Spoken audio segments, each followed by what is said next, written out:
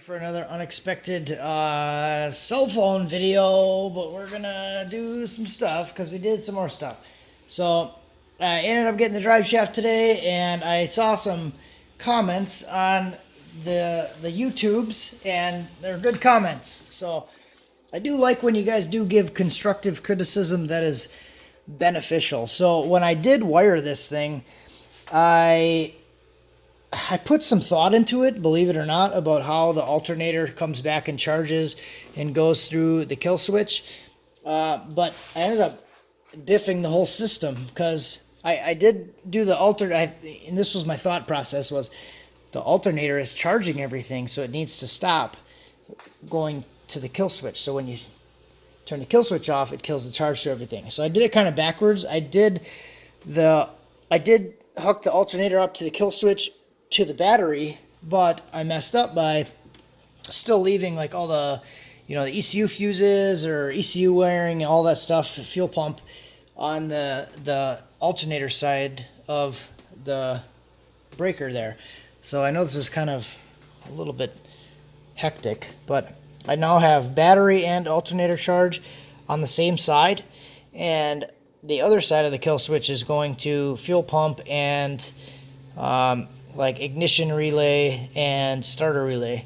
And I also added fuses for those circuits, and then I added another fuse for the trigger for the fuel pump relay.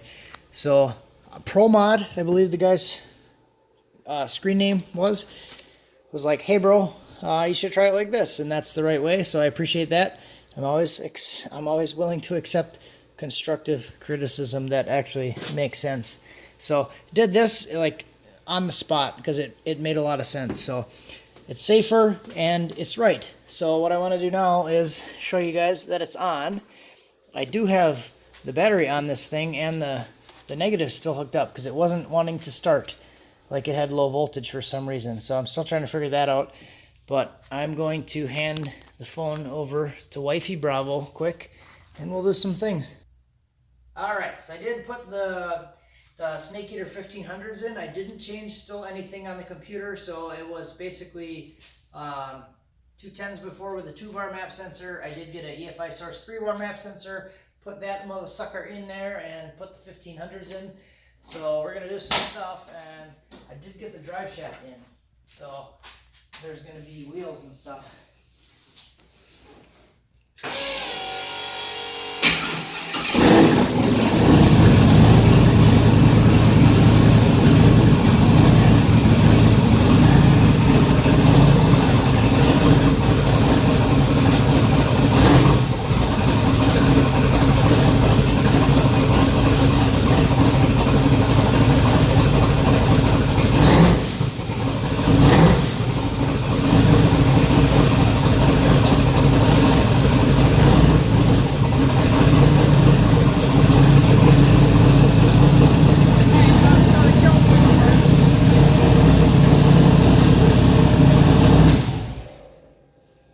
To do that to show that the kill switch works now. So before it was hooked up where it still would have kept running because the alternator was charging everything that needed to keep it running. So rewired everything. Kill switch on the back does function, kills the computer and kills the fuel pump.